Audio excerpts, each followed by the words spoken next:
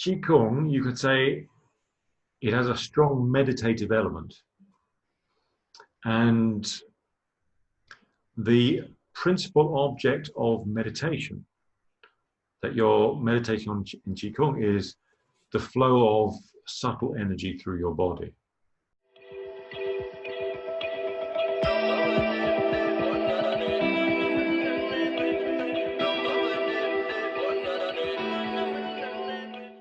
Hi, and welcome to today's podcast. Today, we are speaking to Toby Ouvry. So a little bit about Toby. Like his background, Toby Ouvry is a man of many hats in the field of meditation and mindfulness. British by birth, Toby grew up in the Philippines, Portugal, Brazil, and has been based in Singapore for the past 20 years. He is also an artist, a mindfulness coach, facilitator, TEDx speaker, Qigong practitioner, book author, and was even a Buddhist monk specializing in the Tibetan tradition. As a dedicated practitioner of meditation and mindfulness for over 20 years, Toby is passionate about empowering people and organizations to greater levels of capability, effectiveness, creativity, and well-being through the applied practice of mindfulness and meditation. So today we are happy to speak to Toby on how we can slow our flow with Qigong.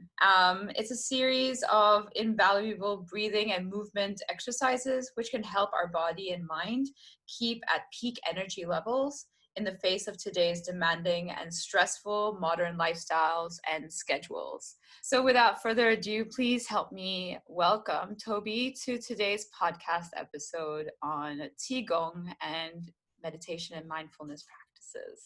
All right, welcome everyone. And here's Toby. Toby Ouvry, as I said, is a meditation and mindfulness practitioner and coach. He's also a TEDx speaker, and he was also an ex-Buddhist monk. So maybe we should start right there. Hi, Toby. Thank you very much for joining today. I wanted to just sort of find out, your original training was in fine arts when I came across your bio, and you've also spoken about it. And then, you began this journey into meditation, and then you ended up becoming a Buddhist monk. Like, what is that journey? Can you just share how and why and how you went from there to there? Yeah, I mean, I was originally trained as an artist, as a sculptor, as a ceramic sculptor. And so I've always been arty as a child. And I really, actually, although I was quite good at art, I also chose fine arts as a degree because it was one of the only places where you could kind of really explore in a free-form way who you were and what you enjoy at the same time as doing your degree. So towards the end of my degree, I got into a guy called Joseph Beuys, who you might have heard of. He's a very famous, probably the most famous post-war German artist. And he was, one of the things that he was famous for was his idea of social sculpture, which was essentially the idea that, because we're social animals, everything that you're doing is changing things, is creating new things, whether you're aware of it or not. So he essentially was into this idea of everybody's an artist, everybody's creative. And that the domain of the artist is no longer just the fine arts in the sense of painting and sculpture and other things, but is actually your life, and your way of going and being in the world is artistic or creative in nature. And that if you frame your life in that way and start to consciously say, I am an artist, and my art, the domain of my art is my life, then you can actually start creating your life as a sculpture, your life as a piece of artwork. And so I was really and that kind of transitioned me out of the idea of just straight sculpture and painting. And it also got me into the idea that, well, really, behind the physical process of creation, there is the mind, and within the mind, there are certain processes that are foundationally creative. So I got increasingly into the idea of, well, it's actually more to do with the mind behind the actions that is really where it's at. And so towards the end of my degree, I got into Tibetan Buddhism, and I started to follow a teacher living in the Lake District at the time, a Tibetan fellow, and spent a decade doing my basic meditation training within Tibetan Buddhism. Actually, I'd already been into Tibetan Buddhism for a while. I saw John Cleese, the British comedian, read the Tibetan Book of the Dead on the radio when I was 12. I had no idea that John Cleese ever read the Tibetan Book of the Dead. How interesting, from Faulty Towers to that. Faulty Towers to Buddhism. He was quite into Buddhism. I don't know whether he still is, but there was a period of time in the late 80s when he was really into it, and he was doing public work around things like the Tibetan Book of the Dead. So my mum got me that book, and ever since then I've been very kind of fascinated by meditation, and particularly Tibetan Buddhism and Taoism and kind of Taoist philosophy as well. So I basically went from art school to being an art teacher at a school to being increasingly involved in meditation centers, and so by the time I hit 25, I was pretty much on my way to becoming a monk. And not that it would necessarily end that way, but I had a couple of particular meditation experiences where it was really clear that the next few years was going to be as a monk. So I did become ordained. And, wow. And it kind of went from there, really. It kind of went from there. That took me to Singapore in the late 1990s, where I was asked to set up a meditation center by that same Tibetan teacher. And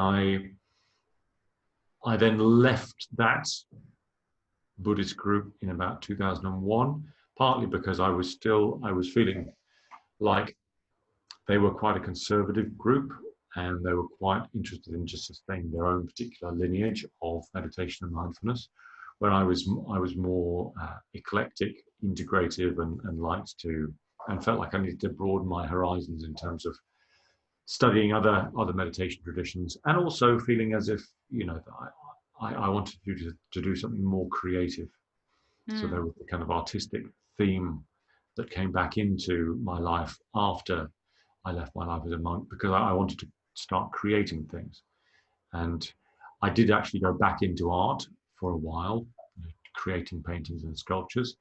But then also I set up my own business as a mindfulness and meditation trainer.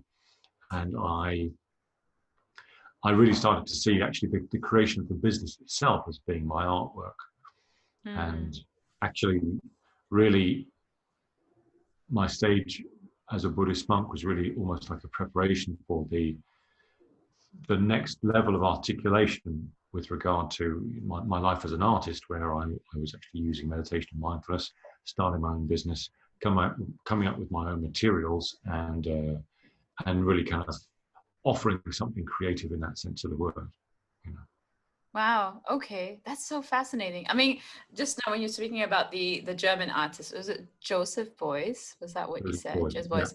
Yeah. It almost parallels to the conversation we had about like Joe Dispenza on like the fact that you create your own reality, and so you become the creator in the canvas that is your life, essentially. That was my parallel, at least, that I got from it. But wow, okay, it's that's really fascinating. You went from Buddhist to this, and then absolutely, you become the artist of your business now in that way. Could you talk a little bit about meditation and mindfulness, and if there is a difference to the two in that sense? Yeah, sure. I mean, really, when we're talking about mindfulness, certainly in the way that I teach it, it's really the act of paying attention and just noticing the way in which you're paying attention, and noticing what ways in which you can improve the way in which you pay attention in order to improve the quality of your life. So when I was a Tibetan Buddhist, the definition of meditation that I was taught was, the definition of mindfulness that I was taught was that it's an all-accompanying mental factor whose function is to remember what you're doing. Okay. So we're all practicing mindfulness all the time, because in order to, function on a very basic level, you need to have a certain degree of mindfulness. I need to remember that I had a podcast interview with Shubhra at 2:20 on Friday. If I wasn't able to hold that within my awareness, to remember it mindfully, and I just forgot it, then I wouldn't be here. We wouldn't be here. It wouldn't have happened, right? Yeah. So, you want to make a cup of tea, you've got to get the intention, you've got to put the kettle on, do various other tasks in order to get yourself a cup of tea, right? You've got to remember what you're doing all the way through. So we're using mindfulness all the time. A mindfulness practitioner is just somebody who's interested in, well, what ways of paying attention work, in the sense of they help me to become more effective in life, they help me to be happy and have a better time, and what ways of paying attention work against me. Okay. And how can I improve the way in which I pay attention in order to improve my quality of life, both in terms of effectiveness and in terms of the amount of enjoyment or pleasure or fulfillment that I get from it. So mindfulness is going on all the time, and a mindfulness practitioner is someone who's interested in getting better at paying attention in order to improve their quality of life. Can you tell me the connection of that? So like, by paying attention a lot more, how does that benefit the quality of life? Like, why should a person be mindful? If you take as a very simple example,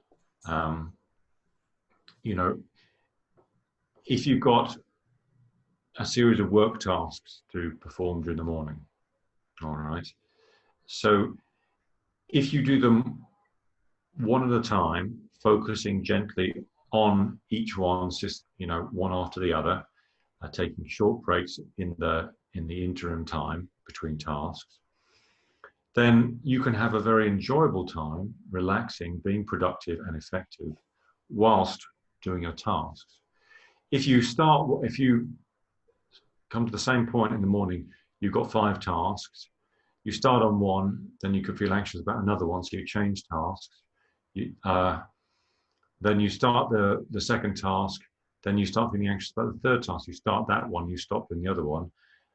You come back to the first task, which you've half started, and now you're feeling dissatisfied because you've half started it and you haven't got it done.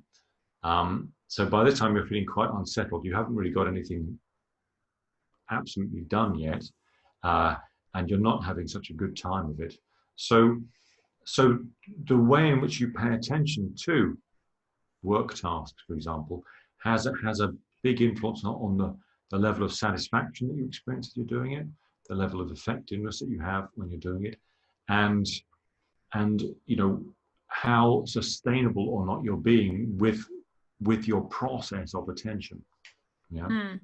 Because I can imagine you're expending so much energy if you're jumping back and forth during each one as well, right? If you're jumping back and forth, and if you're feeling dissatisfied or anxious, and that the attention shifting is creating even more anxiety, then it's not optimal. It's not effective either in terms of enjoyment or effectiveness.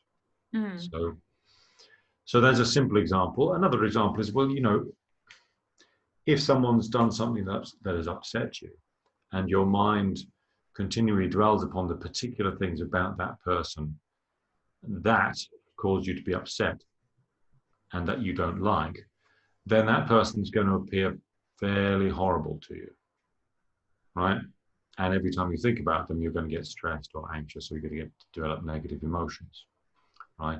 So actually, that person isn't just those things that you've been focusing on. There are other parts and aspects of that person that you could be focusing on equally.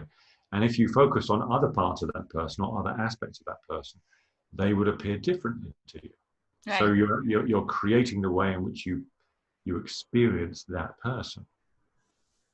So right. I can control to an extent, in certain degree, the way in which I experience other people and myself, through mindful attention, what I'm paying attention to about that person or about myself. And a really simple example, quite often people are very focused on the things that they've done wrong during the day and that haven't gone right for them. Oh my God, absolutely. Parents are like always doing that, I think, half of the time. Yeah, and we're also doing it with ourselves. Yeah. You know, we're also very focused on the things that we didn't do right. And so we reach the end of the day, we've done 10 things fairly well. We've made one mistake and we're dwelling on the mistake. And that's how we're letting that focus shape the way in which we perceive our day and ourselves. So it is possible to pay attention to ourselves, to our day, to our experience in a way that changes that experience, changes our relationship to ourselves. And all of that is really the art of mindful attention in the moment, right? And it's so another simple, basic question to ask yourself was, well, what is the way of paying attention that is optimal for this moment? Yeah. So one thing about mindfulness is the optimal object of mindfulness for you during the day is always changing. So, for example, if I'm on a podcast getting interviewed by Shubhra and I'm thinking about, you know, the game of squash I'm going to play later and the strategy I'm going to use and all that, then that's not optimal. I'm not likely to come up with anything very intelligent in this podcast because I'm thinking about something else. My attention is somewhere else whilst I'm here, right? So it's really important for me, if I want to bring an optimal experience to the podcast, to be focused on you, your questions, our conversations, and paying attention to the thread of that conversation, right? So that is the optimal point of focus for this moment now, Right. right? However, if I finish the podcast and I'm going into a coaching session with a client, and I'm still thinking about the podcast and waxing lyrical about Qigong and my life as a monk and so on and so forth, then that's not going to make me the best coach in the world. So I need to have a different, slightly different, where my focus is now the client, their story, the things that they want to accomplish, and how I can best help them. So now I'm shifting my attention to them during that activity, you know. And again, if I finish the activity, I go play squash. I'm still thinking about my coaching client. Then I'm not going to play squash optimally. So during the day, there are many different ways of paying attention that I need to shift into in order to be appropriate for this particular task. Right. Yep, absolutely. So then with meditation, how does is mindfulness incorporated in meditation, or is it just one facet of it, or is it sometimes you use it, sometimes you don't? Like, can you explain what is meditation then for people? Sure. So mindfulness is attention to the way in which you pay attention. Yes? Okay. Yes. Attention to the way that you pay attention. Yes. Yeah. Mindful of the way in which you're paying attention to things. Okay. And making shifts in your mindful attention according to what's optimal. Okay. So in order to meditate, you need to be mindful. You need to be able to remember what you're doing. All right. So meditation, one useful definition of meditation that if you're listening to this, you probably haven't heard before, is meditation is state training. So you are in a particular state of body and mind at any given time, right? So you're in a happy state, relaxed state, stressed state, angry state, moving and energized state, calm and still state, right? So you're going through different states of mind and body during the day all the time. Your basic set of states is you're either awake, you're dreaming, or you're sleeping. You're either in one of those basic states all of the time. But even within the waking state, you go through many different states of waking, as I've just explained: angry, sad, busy, relaxed, and so forth, right? Right. So meditation is the art of learning to shift yourself consciously into different states of mind, different states of body, and to increase your access to what you might call positive states. Okay, so that you spend more of your life and more of your day in positive states of body, mind, and heart that give rise to happiness and well-being. And with meditation, you will often have a meditation training, which means to say you will sit down, sit or stand, or lie down at a certain point in your day, specifically with the idea that you're now going to train yourself in a particular positive state of mind and body. Okay. So meditation training is you're training yourself to move into different states of body mind consciously and on purpose. And so you're trying to do three things, three aspects of this. So first is you're trying to strengthen your current range of positive states. Okay. So let's say I'm already quite confident, but I could be better at it. So I can actually do particular meditations in order to really strengthen and consolidate my level of confidence, such that I'm able to remain confident even when I have this setback, which would normally break my confidence.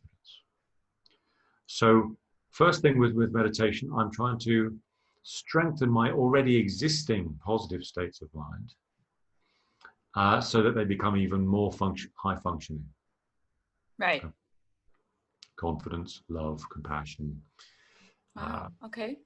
I don't think I've ever heard that, where you can strengthen a state using the meditation. I mean, most people, I think, have this idea that it's meant for relaxation and de-stressing, and then maybe to help you sleep. And like, those are like the three major ones, but I didn't realize that you could use it also to enhance a positive state of being as well. Yeah, of course. So any state that you want, you can meditate on. To meditate on really means to dwell upon a particular thing. So if somebody says to you, Shubhra, I want to marry you. And then you go, well, let's say you're not, I know you're married. Let's say before you were married, a boy says, Shubhra, I want to marry you. I'm totally in love with you. And you quite like this boy, but you're not really sure, right? So you say, well, okay, let me go and meditate on it. Give me a while. You then go away and you think deeply, well, do I really want this person in my life? Is it the right one? What am I feeling here? So you dwell deeply upon that question, should I marry him or not? And you go deep and you examine it and you just dwell deeply on that subject. You focus deeply upon it. So to meditate means to dwell deeply on a particular subject. So let's say I want to develop my confidence. I then identify ways in which I can really dwell upon confidence in a way that is going to increase my familiarity with that state of confidence. Right? So once I've done that, I can then sit down every day and focus on bring my mind into that state of confidence, and then I really just let myself soak in it. I dwell upon it in meditation. I really like taking a bath. I just soak myself in that state of confidence such that I come out of it feeling like, wow, I really have strong access to this state of confidence now. I really feel confident, and it's very easy for me to sustain that feeling of confidence in my life. Or you could be confidence, courage, more loving or patient, more focused. You can build any quality you like in meditation. It's completely open to you. You decide what you want. Okay, you can create your own meditation practices, and that's quite a lot of what I do in coaching. Is I coach my clients to identify what it is they want to build, what qualities they want to build in their life. Then we create meditations for them to do, and then they do them. So then they have actual practices that they do that help them to develop competency and confidence in themselves, developing and having those qualities. So it's almost like a customized meditation plan for people. Absolutely, like wow. That. It's customized meditation. So back to my original answer to your question is, well, firstly, you're trying to strengthen your already existing strengths. Yeah. Secondly, you're trying to develop the capacity to deal better with the difficult or unsettling states that you go through. Right. In the day. So how can I better deal with an anxiety attack, with my short temper, with my insecurity, with my fear? So as a meditator, I'm very interested in how I can navigate the current difficult states of mind that I have better, right? So the idea would be here that first of all, we're not put off when we experience a difficult state. Yes. We can navigate it better. If we can navigate it well enough, then what often happens is we start to see the possible use of that current state of mind that is currently not useful to me because it's unsettling to me. Right. So a simple example is negative aggression. Let's say I find myself becoming negatively aggressive and impatient on a regular basis. And that, messes up my relationships. So that means I can't accomplish certain things, certain tasks where I need patience, and I get discouraged easily and so forth, right? So that's currently that state of mind is working against me. It's not helping me in my life. So let's say I learn to be patient. Hold on, I think that's me, but not anymore. Okay. So you have impatience. I get used to when I start to feel impatient, I learn to be more patient and more accepting. Okay. So then I can navigate the times when I start to get upset and impatient better by being patient and accepting. Okay.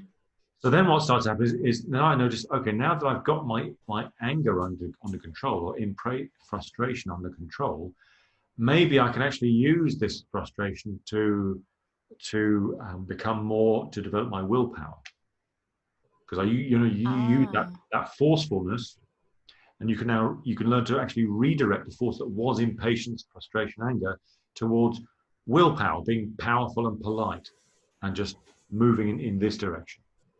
So once you learn to deal with your so-called negative states of mind better, then you can actually learn to redirect those states to your advantage. So you're actually getting value from the states of mind that were previously messing you up.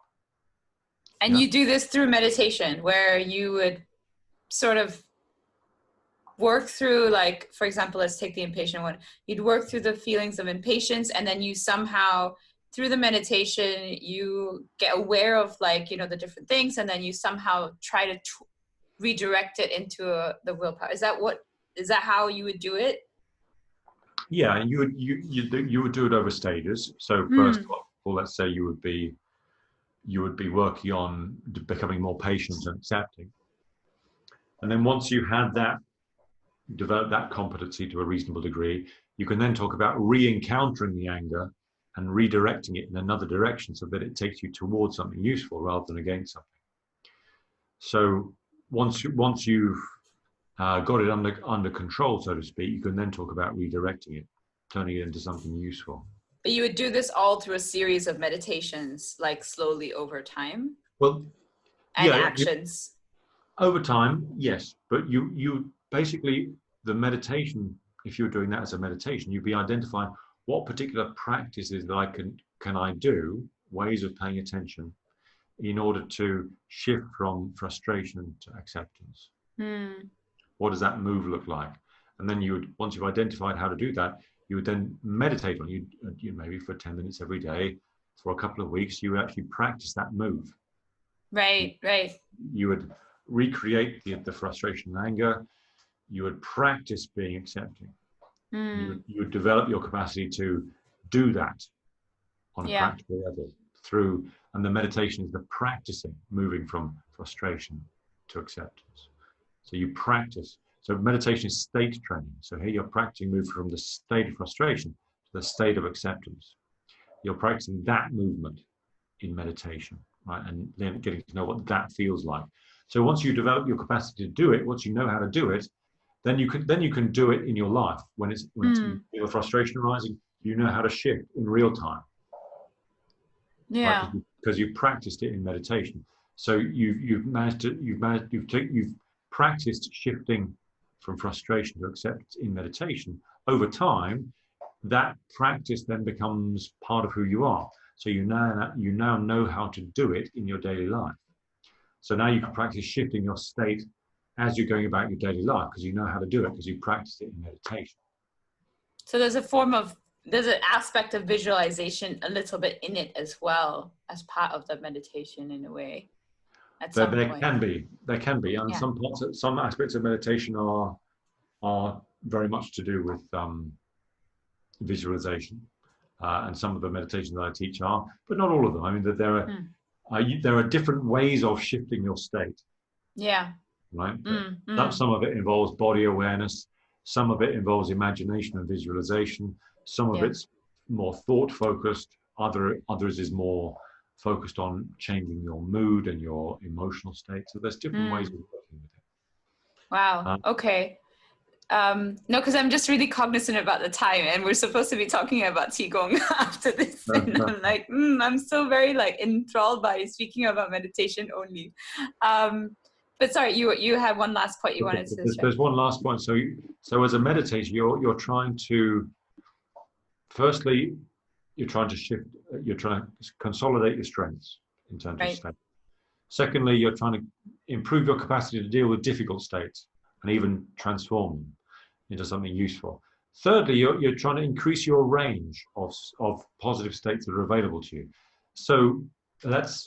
Which is to say, you're trying to increase the number of states that you might not have any familiarity with right now, and start to grow them. So let's say I know how to be loving, but I don't know how to be confident. So I know how to be compassionate, loving, gentle, but I don't know how to be confident. So for me, for that person, they already know how to be loving, compassionate, caring to a certain degree, but they don't know, they're not very confident. So this third section is I'm trying to increase my range. So for them, developing confidence would be developing something new for them. It would be part of that new range that they're developing. So at the moment, we all have a range of positive states that are available to us in particular. But we also have a range that is that's currently outside of our experience. We don't really know what that is. So this is kind of like, if you think about right now, you probably used to paint. If you're a painter, maybe you paint in purple, blue, and green. That's your strong points. You like to paint in those colors. We don't really use orange, yellow, red, and so forth.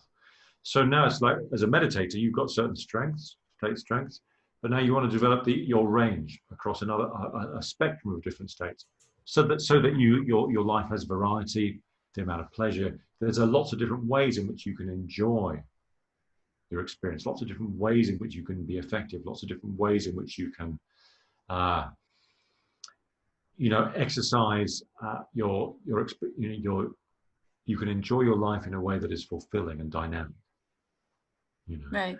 So you're trying to try out new states of mind and integrate them into your life, so that you can actually you become a more rounded person. So those three things are basically what you're trying to do in meditation. And that's the way I define it. If you understand that, then actually, it's not just about focusing on the breathing. It's not just about visualization. It's not just about this or that. So different meditation traditions have different states that they emphasize and different techniques that they emphasize. But meditation as a whole, it's state training. Right. Okay.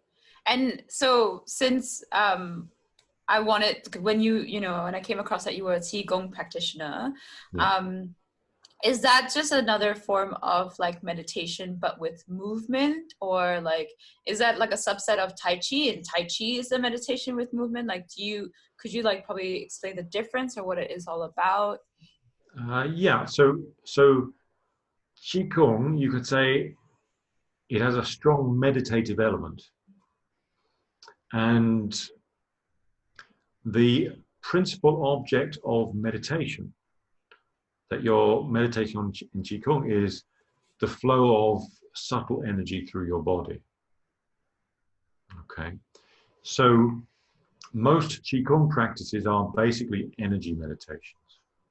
And what they're interested in is how you can increase the amount of energy in your body, of life force in your body, and the harmonious flow of that life force in the body, in order to improve your physical health, in order to improve your psychological balance and well-being, And if you want, you can then start to use it for spiritual purposes, to move into deeper states of expanded awareness and so forth, right?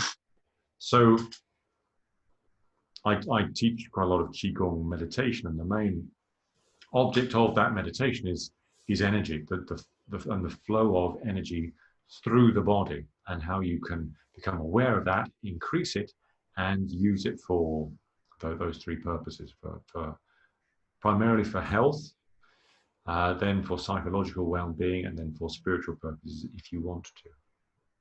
You know? Okay. So I mean, just by way of an introduction, I could say I took up Qigong before I started doing formal meditation practice, and I took it up in my final year of college because I had chronic fatigue. So I was in my last year of college. I had all the work to do, but I was super tired. I was completely knackered out. And I was also, because I was doing sculpture, I was doing a lot of physical work as well. So it was quite physically demanding what I was doing. So I looked at various different ways to try and help myself at that point. And the thing that I found had the most immediate and lasting effect was 10 to 15 minutes of Qigong per day. And that really enabled me to navigate that space. I graduated and moved into my first job and all of those things without having to take a year off or defer things or to put my life on hold. So so just 10 minutes of this is enough to be that effective, really, to boost a person's energy, well-being, and so forth. Yes. I mean, at the time, I was super tired. I was quite busy. And so I didn't have much energy to do the Qigong practice, if you see what I mean. So if I did more than 10 to 15 minutes, I'd be exhausted. But so what I found is 10 to 15 minutes practiced every day, really just it energized me and enabled me to just navigate the space, the challenge of being tired a lot of the time, much better than I would if I didn't do it. So subsequently, I mean, I went through a decade where I'd have been practicing for at least half an hour to an hour a day. By that time I was back to, relatively speaking, full health, and so I could do it as a practice, and I was basically healthy and optimizing my energy rather than sort of crawling out of bed and just doing 10 minutes and then okay, I feel kind of functional now, and then going to work, doing my sculpture work in the studio, finishing the day, then coming home and having so I was able to navigate. So I was able to, if your energy levels are very low, a short Qigong meditation practice can do wonders for you, right? If you're already relatively high functioning and you want to take it to the next level, then you can practice more, I mean, so I come from a parent space, right, with my services and everything, and parents, never have time, but they're always exhausted pretty much. And is there some basic Qigong like posture movements that they can just do, or do you need to have been with a practitioner, like a teacher to teach you kind of thing, or can there just be one or two things that they can do already on their own? No, yeah, 100%, you can. I mean, what I thought I'd explain in this session, because we're on video and because we're all half torsoed, is there are plenty of things that I can be talking about that can be done as practices where you don't necessarily need to know some complicated moves. So for example, when one principle that I still use a lot, that is basically Qigong, and again I got good at this when I had chronic fatigue, because I really had very little energy, right? So the first principle for Qigong is, do the activity that you're engaged in right now with the minimum amount of effort to do it well. Okay. The minimum amount of effort to do it well. So when you're tired and when you're flustered or stressed, you tend to do your activities very inefficiently, right? So if I'm stressed and I'm typing an email, I'm holding a lot of tension there. There's a lot of effort just going into the fact that my face is creased up like this. then I'm banging away on the thing, and my shoulders are up here. Yeah. So all of that is taking energy. Mm. All of that is taking effort, and it's effort that I don't need to be spending.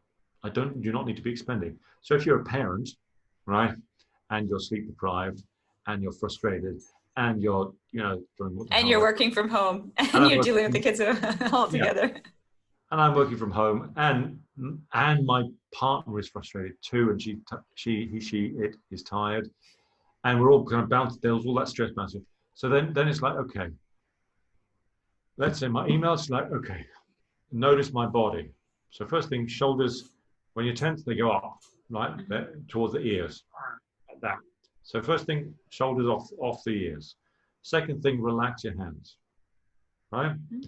So that I'm typing only with the necessary effort. Relaxing my face, right?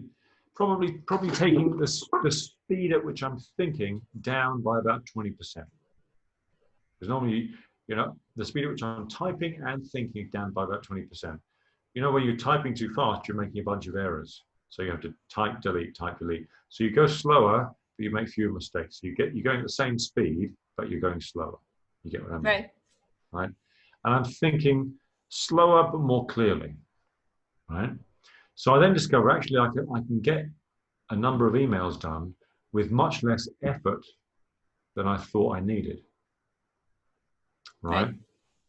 And so I can, let's say I can save 10% of my energy by learning just mindfully doing emails in that way when I'm at my computer station, or just typing away, composing articles or whatever I'm doing, right? Right. So when I sit down at the computer, I say, okay, no more effort than necessary, right? Then I can learn to do my computer station work in a way that is much more ergonomic, where I'm saving energy, right? And if, let's say, we all spend quite a lot of time on the computer today, particularly if it's part of our job, then let's say, if by doing that, I can save between 10 and 20% energy over the course of a day through good, ergonomic posture and effortfulness.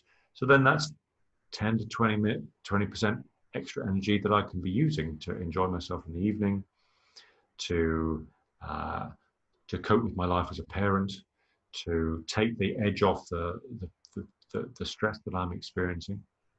Right. So I used to do that with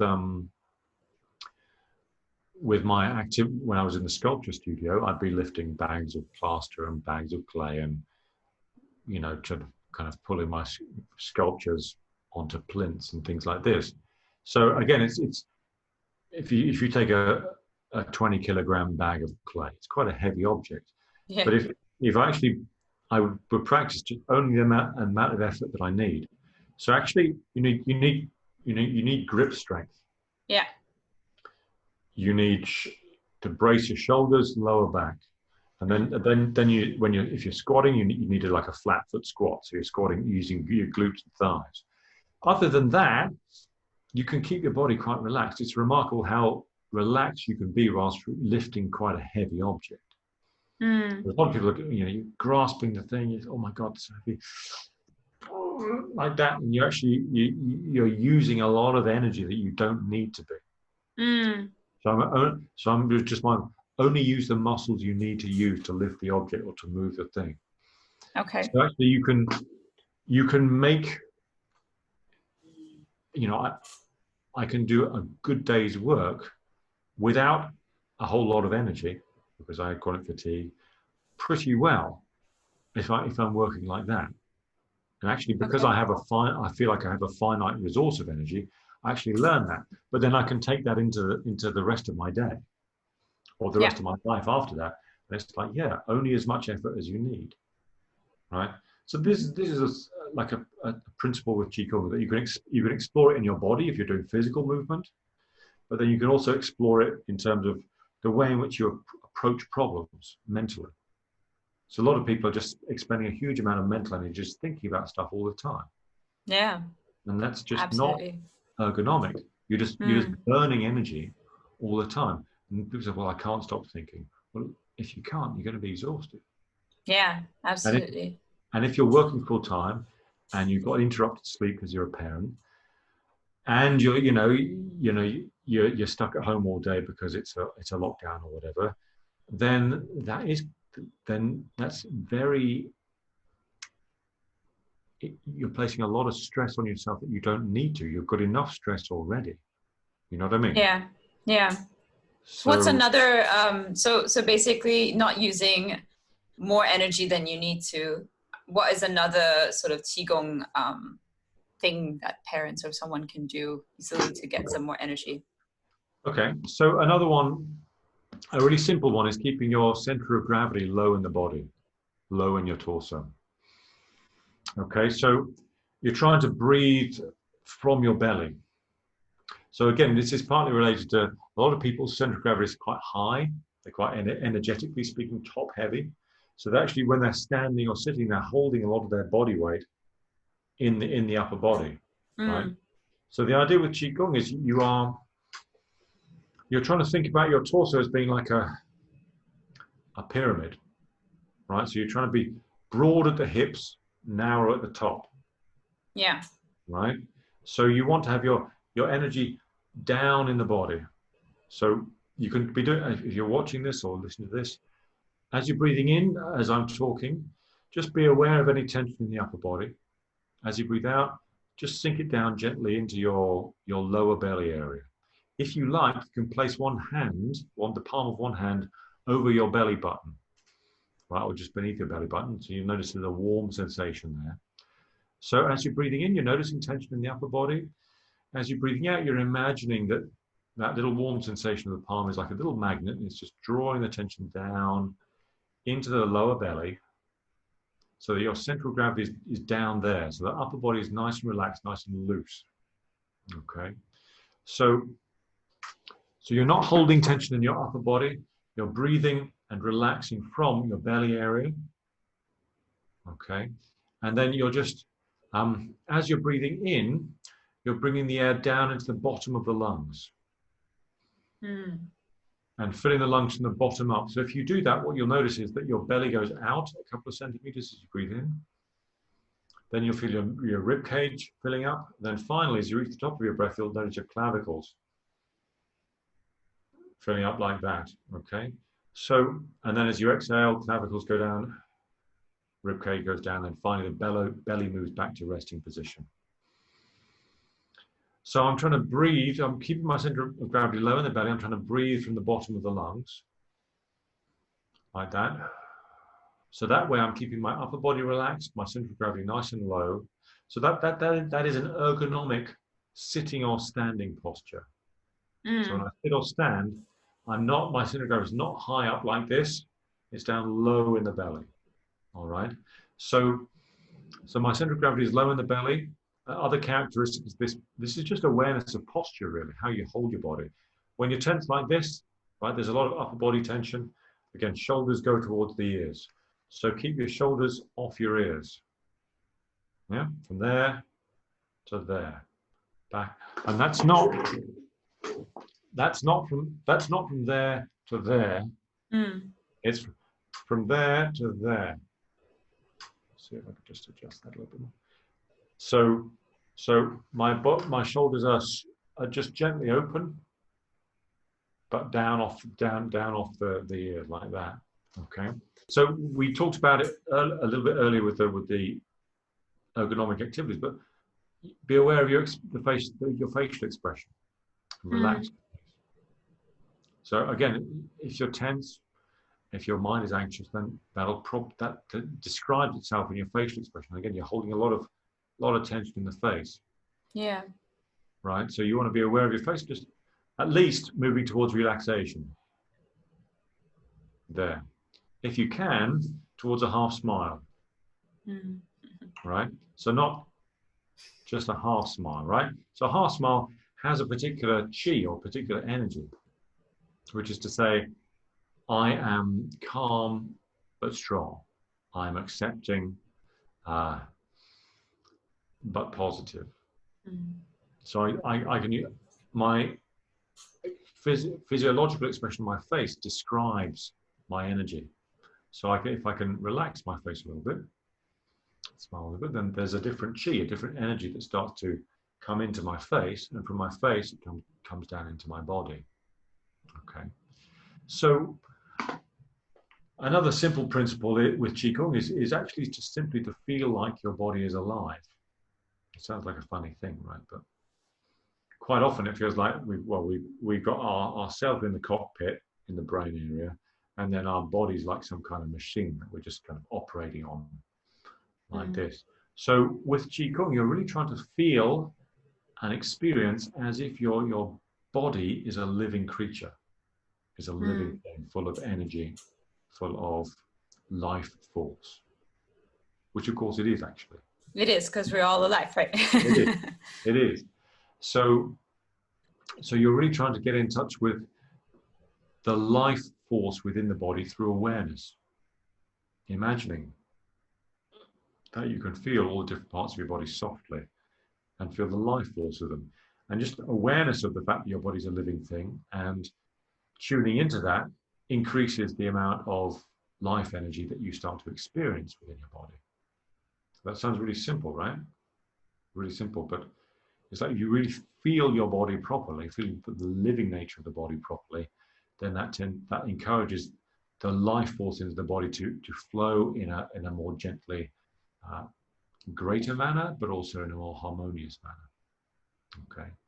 And then one simple breathing technique that you can try out as an extension of that is what I call full body breathing. Okay. So what this means is when you're breathing in and out, you're breathing it, you're not just breathing in and out with your nose, your mouth, your lungs. As you're breathing in, you're feeling as if all the cells in your body are breathing in with you, energizing as you inhale. And then as you're breathing out, you're feeling all the cells in the body breathing out with you, releasing tension, releasing stuck life energy within your body.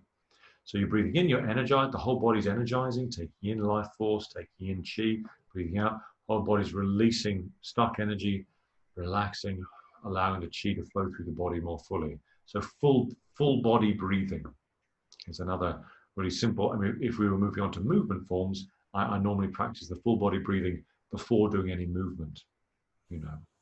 So yes, those are like just really simple awareness practices. Those three are important ones, and you can take them into any other Qigong practice that you evolve in. Doing your daily activities, any activity with no more effort than is needed, keeping a center of gravity low in the belly, and breathing with the whole body, and treating your body as if it were a living organism, being aware of your body as a living organism. Right. One final thing, with Qigong, we're trying to be aware of ourselves, the chi in our body, the energy in our body has been part of a much greater body of energy and life force in the planet, right? So we also practice awareness of these larger life, sources of energy and life force, and tuning into them. So the immediate one right beneath us is the planetary being, the earth beneath us. So with Qigong, we relate to the planet as if it were a living thing full of life force and energy, and practice tuning into that and feeling that rising up through our feet, to our point of contact with the earth, and practice actually receiving that planetary life force into the body in order to increase our own life force. So similarly, we have sky and stars above us and around us, so a huge resource of universal chi above us. So again, just being aware that we have this huge resource of energy above us and around us, and again, tuning into that using our awareness. So again, one simple thing you can do with that is, as you're sitting, let's say you're sitting on a chair with your feet on the floor and your head, or your crown of your head upright. So as you're breathing in, you spend a bit of time just really softening the soles of your feet and trying to, and feeling the flow of earth energy up from the earth up into your body through the soles of your feet. And then similarly, you can practice breathing through your crown, whereas you're breathing in, you imagine yourself taking in energy and life force through the crown of the head from sky and stars, right? So down into the body from the crown. So then you're practicing just connecting yourself to these two meta resources of energy, the planetary being beneath us and the sky and stars above us, and bringing them into the body. Just learn, it's almost like plugging yourself into a wall socket. Yeah. So Yeah. you plug it, Recharge.